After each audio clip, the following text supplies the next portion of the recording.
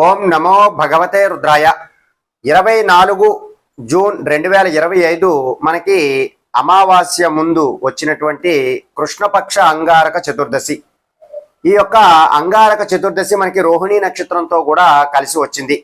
మనం ఎవరికైతే ఆర్థిక సమస్యలు ఎక్కువగా ఉన్నాయో, అలాగే రుణ బాధలు ఎక్కువగా ఉన్నాయో, లేదా భూమి అమ్మాలి అన్న లేదా భూమి కొనాలి అన్న మీరు ఈ రోజు కృష్ణపక్ష అంగారక చతుర్దశి నాడు సుబ్రహ్మణ్య స్వామిని అలాగే అంగారకుణ్ణి కూడా ఎర్ర మందారాలతో పూజించాలి.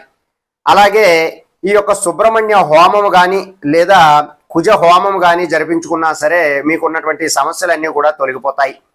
ఇంకా ప్రత్యేకంగా కుజదోషం ఉన్నవారు కూడా ఈ కుజుడికి హోమం జరిపించుకోవడం ద్వారా వారికి ఉన్నటువంటి వైవాహిక జీవితంలో సమస్యలు కానీ, వివాహ ఆటంకాలు కానీ, సంతాన సమస్యలు కానీ అవన్నీ కూడా తొలగిపోతాయి.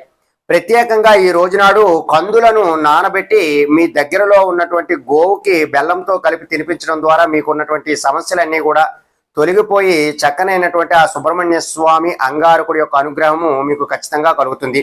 ప్రతి ఒక్కరూ కూడా ఈ కృష్ణపక్ష అంగారక చతుర్దశి నాడు ఈ పరిహారాలు ఆచరించడానికి ప్రయత్నం చేయండి. సర్వే జనా సుఖినో భవంతు. శుభం.